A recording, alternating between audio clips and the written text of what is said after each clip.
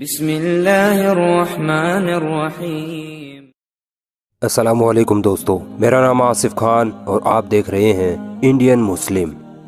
بھیجا ہے جنت سے تجھ کو خدا نے، چوما ہے تجھ کو میرے مصطفیٰ نے، اے حضر اسود تیرا مقدر، اللہ اکبر اللہ اکبر۔ دوستو، دنیا میں شاید ہی کوئی ایسا مسلمان ہو جو حضر اسود کی قدر و قیمت اور فضیلت سے واقف نہ ہو۔ ہر صاحب ایمان کے دل کی آرزو ہوتی ہے کہ زندگی میں کم سے کم ایک بار تو حضر اسود کو ضرور چومے۔ کیا حقیقت ہے اس کالے پتھر کی؟ کیوں مسلمان اس پتھر کو چومتے ہیں؟ کعبہ میں کیوں لگا ہے یہ پتھر؟ اور تاریخ میں وہ کون سا واقعہ تھا جب حضر اسود کو چرا لیا گیا اور ٹکڑے کر دیے گئے؟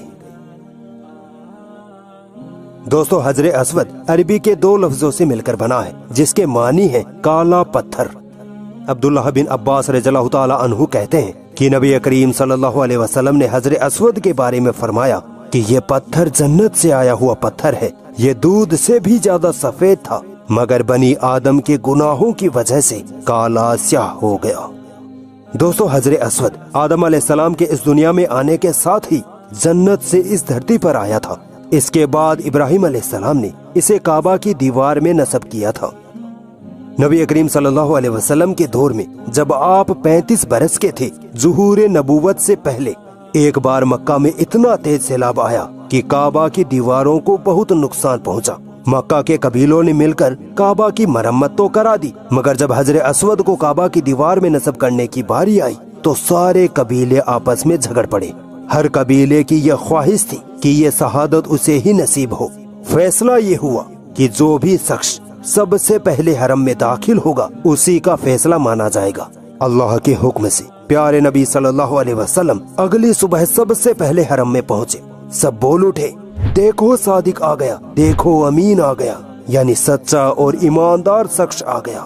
نبی کریم صلی اللہ علیہ وسلم نے ایک چادر لی، اس میں حضر اسود کو رکھا اور کہا کہ ہر قبیلے کا سردار اس چادر کو پکڑ لے۔ تاہم سارے سردار چادر کو پکڑ کر حضر اسود کو کعبہ کے قریب لے گئے۔ پھر نبی کریم صلی اللہ علیہ وسلم نے اپنے مبارک ہاتھوں سے حضر اسود کو کعبہ کی دیوار میں نصب کر دیا۔ عبداللہ بن زبیر رضی اللہ تعالی عنہ نے سب سے پہلے حضر اسود پر چاندی کا کور بنوایا تھا۔ اس کے بعد سے آج تک یہ رواج قائم ہے۔ جنت کا یہ انمول موتی، مقدس پتھر ظالموں کے ظلم سے بھی محفوظ نہ رہ سکا، کئی بار حادثات کا شکار ہوا۔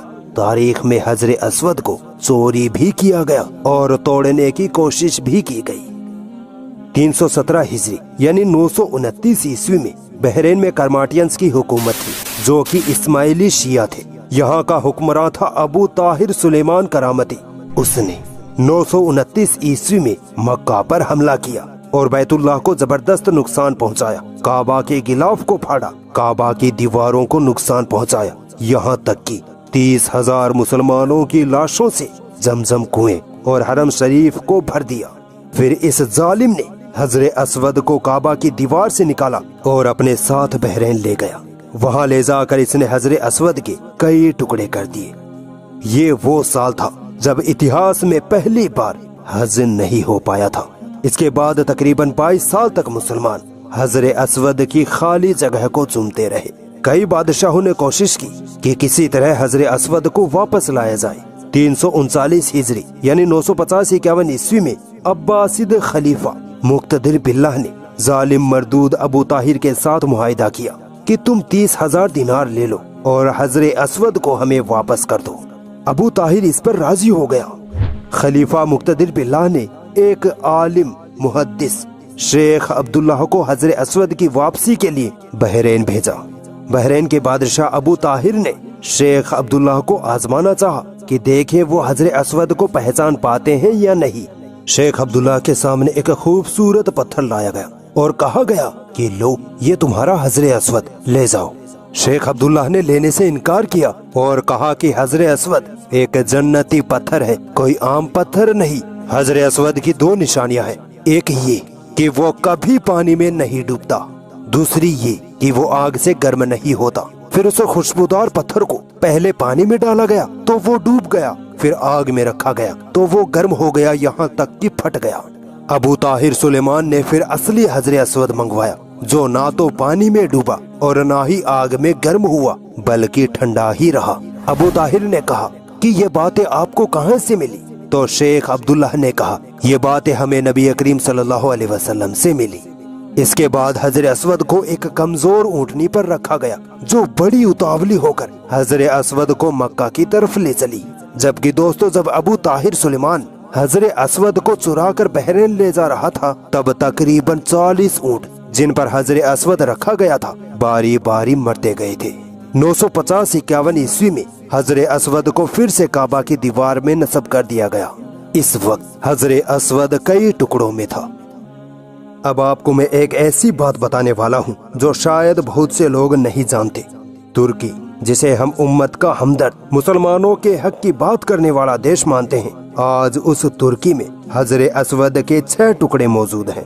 1571 ईस्वी में उस्मानिया सल्तनत में हजरे असवद के टुकड़ों में से 6 टुकड़ों को निकालकर तुर्की भेज दिया गया था। आज ये 6 टुकड़े, जिनमें से एक टुकड़ा ब्लू मॉस्क के मेहराब पर, एक टुकड़ा सुलेमान मकबरे में और 4 टुकड़े सोकुल्लू सहित मस्जिद में रखे गए हैं। तुर्की हजरे असवद के इन 6 टुकड़ों को तबर्रुक के तौर पर अपने पास रखे हुए हैं, जबकि ऐसा नहीं होना चाहिए। जिस जन्नती पत्थर को नबी करीम सल्लल्लाहु अलैहि वसल्लम ने अपने मुबारक हाथों से काबा की दीवार में नस्ब किया, उस हजरे असवद को अपने पास रखने की इजाजत किसी देश को नहीं दी जा सकती। हजरे असवद की असल जगह काबा ही है। इसीलिए हमें तुर्की के सदर तैयब एर्दोगान से रिक्वेस्ट करनी चाहिए कि जल्द से जल्द हजरे असवद के उन 6 टुकड़ों को उनकी असल जगह पर भेज दिया जाए। दोस्तों, हजरे असवद के बारे में एक और बात जो शायद ही आपको मालूम हो, वो ये कि ये जो आप काला पत्थर देखते हैं, ये पूरा का पूरा हजरे असवद नहीं है, बल्कि ये तो एक अलग पत्थर है जिसमें हजरे असवद के 8 छोटे छोटे टुकड़ों को इस सेफ्टी के साथ नस्ब किया गया या चिपकाया गया है कि कोई भी इन 8 टुकड़ों को ना निकाल सकता है, ना ही नुकसान पहुंचा सकता है। इस तस्वीर में आप हजरे असवद के 8 टुकड़ों को आसानी से देख सकते हैं।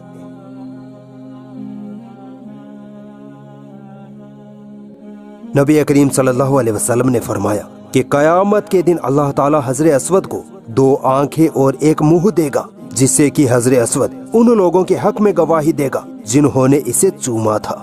हजरे असवद को चूमना अल्लाह के नबी की सुन्नत है। हज या उम्राह पर जाने वालों पर लाजिम होता है कि वो हजरे असवद को एक बार जरूर चूमे। अगर भीड़ हो तो दूर से हाथ के इशारे से हजरे असवद को चूमने की सुन्नत पूरी की जा सकती है। हजरे असवद वाले कोने से ही हज या उम्राह का तवाफ शुरू किया जाता है। तो दोस्तों, ये थी हजरे असवद की तारीख। अगर वीडियो आपको इन्फॉर्मेटिव लगी और पसंद आई तो वीडियो को लाजमी ही लाइक और शेयर कर दें।